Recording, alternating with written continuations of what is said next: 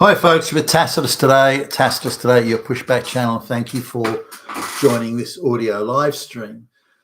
In this essay, I'd like to talk about the replacement of straight white men in the executive suite of pretty much the entire business and government and NGO Quango sector, and how quickly it's happened and how ruthlessly it's happened is something that's worthy of comment. I mean, it almost comes to a shock to me. And, I've seen it unfolding over decades, starting in the United States, and but it still comes as quite a confronting sort of shock to go into an executive suite and an executive meeting where you're meeting the C-level people, all of whom, by the way, are being paid very well. Some of the people I'm sitting next to being paid like $5 million a year and that sort of thing. And they could have at that sort of salary range, they could have the very best of the best, absolute best, but instead they go for some DEI, affirmative action, girl boss flunky who's got an IQ of 90 or something, and that's the person they put into these roles. But it is nonetheless quite confronting, and you're almost in a state of disbelief.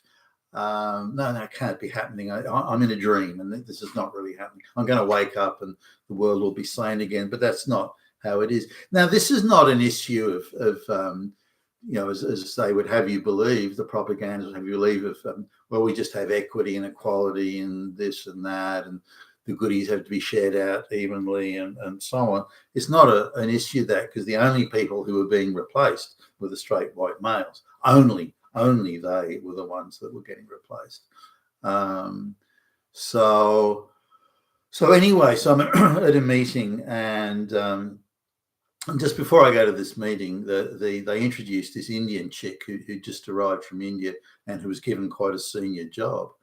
And it was like a stage play. It was this bullshit, crazy DEI fantasy that they went into. But I just want to mention just quickly that truck driver in I think it was Florida in the United States, the Indian truck driver who he's like a Sikh guy from Punjab or something, and he does an illegal U-turn, and three American white American citizens died as a result of his, and he can't speak English, he can't read the road signs, he's got fake truck licenses. He's got fake immigration papers. He probably got them by bribing somebody, which is very much the Indian culture. Everything happens there through bribery. So, but at that time, there was a gazillion sort of people went to social media in India. He was only trying to look after his family. That was all. And then they all had a script, and then thousands of them, many tens of thousands were going to social media. Because every Indian and everyone in that Indian subcontinent is desperate, gagging desperate to get out of India and get to the rich white West and parasite off the rich white West until the rich white West becomes another third world shithole, just like India. The reason you want to get out of India and the subcontinent, Bangladesh and Pakistan, the reason you want to get out is because it's a fucking shithole. That's why you want to get out.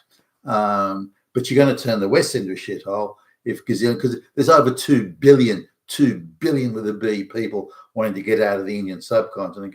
They'll swamp the West, and the whole West will turn into just nothing other than a third world shithole, and they'll make it that. Anyway, so I'm at the meeting, and then the CEO, who's a straight, he's actually a straight white male, or I think he's straight, soy boy, but he's like a BlackRock flunky. I mean, he hasn't earned his position any more than the DEI or affirmative action. He's there he's a globalist policy, social engineering enforcer. That's his job as the CEO. His job isn't to run the business or make business decisions or compete in the market and win. No. His job is a globalist enforcer. That's why the BlackRock boys have put him in there, just to do that. So anyway, he says quite proudly, as if it's some great accomplishment. He says, "Oh well, we've just hired, whatever her name was, Indira or something. We've just hired Indira to, and they've given her a senior job, and she's straight off the plane, off the boat. She's straight out of India. She's never actually had a job in her whole life, but they've gifted her a senior job, like executive director of purchasing and operations or something or other." they've gifted her this senior job she clearly has not earned. The only work she's ever done is for a family monopoly business where if you want to buy herbs and spices, it's the only place is their shop for 100 miles around. So it's monopoly, as the Brahmins can gift themselves these monopolies. So she worked there under some vague sort of title. I don't think she did any work at all. They just swung around looking important and get the flunkies to do the work. So somehow she's managed to get the scam away into Australia, and then in this substantial organisation, by the way, it's a brand name. They've gifted her this senior job. Now it's clearly a gift. There are tens of thousands of people in Australia that could have done that job, tens of thousands, but instead they've gifted it to this Indian chick who's come straight off the fucking boat. And then on top of that, and this is the stage play, this is the atmosphere of crazy insanity that pervades these things. They then give Indira a little platform. Well, Indira now wants to make a speech. So now this speech that Indira makes is repeated all over. It's a script. It's a script that the Indians, I've got to assume they're prepped as activists as much as anything. Oh, I am so grateful to be here in Australia. Since I was a little girl, I have dreamed of coming to Australia. Little girl dreaming. I'm a little girl dreaming, and I dreamed, and now my dream has come true. It is now true. I am in Australia, and that was it. And so the CEO, the soy boy, BlackRock appointed CEO, sits there with a sort of an avuncular smile on his face, a kindly uncle, an avuncular smile on his face, as if he's appreciating a daughter or a niece or something. And he's got this glowing little look of, oh, isn't that so sweet? Oh, it's so wonderful. The little Indira, we've given her a job that she didn't earn, and she's going to parasite off the company. We haven't given the job to a white person. We've given it, so on. And this smile, the sort of smile he had, that it was so wonderful. It's wonderful what's happening. Is it? How is it? How is it wonderful? You've given the job to someone who hasn't earned it. You've given a job to somebody from another country when you could have employed someone locally. You've given a senior job to someone who's probably never worked a day in her life. I mean, excuse me, that's an accomplishment. But that's the attitude that pervades, whether it be government departments or quangos or whatever. It doesn't matter. This is the attitude that pervades. And I had to go to a series of meetings, and the head. I had one meeting where the head technical guy of a company, and he's queenie homosexual. He's not just sort of homosexual professional. He's queenie homosexual, and overtly so. The eye fluttering and the hand gestures. I mean, you couldn't get more gay and overtly gay than this guy. He's dressed pink and he's got his little rainbow badge on, and he's right. So he's the head, the chief engineering manager or something. In fact, I think that was his role. And so on it goes, and going to other meetings where here's a meeting where this sort of comes back to like the Cracker Barrel thing in the United States, where all the key people are women, none of whom who have earned their jobs, none of whom are there on any form of merit. They're just, again, the BlackRock appointed flunkies, and then the DEI and the affirmative action takes hold from there. So I'm sitting at one meeting where the CEO actually is a straight white male. I think he's straight, I don't know. But again, another BlackRock type appointment. And all the rest of the executive suite that were in the meeting were women. And so, I see, they're actually painfully aware that they're not up to the job. They're painfully aware that they've just been appointed through an affirmative action program. But they like to pretend that they're there because they overcompensate for their lack of ability and their lack of accomplishment. They've achieved nothing, absolutely nothing. But they're there as like just flunky affirmative action bureaucrats. But they're being paid big bucks. They're just the people in the room that they'd be between $1 and $3 million a year income. No one's paying me $3 million a year. So anyway, I want to sort of play it sort of fairly low key. but I'm there to sort of try and get them to do as much talking as possible, because I want to gauge just how bad they are. That's the sort of purpose, or not the purpose. I'm there to do business, but that's the secondary purpose of why I'm there, just to see, well, how fucking useless are you? And these are people who have no comprehension of what the business actually does. The drivers of the business. They haven't worked their way up. They've accomplished and achieved nothing. They've never been responsible for anything in their lives other than not offending the BlackRock people. That's about the only thing that they need to look out for.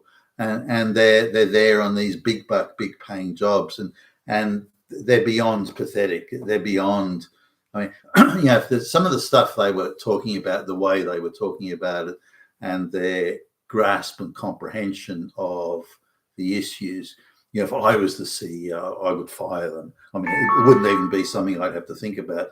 Hey, you're out of a job. I really, and I got to demote you at least 5 rungs down the ladder to your level of competence. Because at the moment, you're taking up $1 million a year job when you can't even sweep the fucking floor without screwing it up.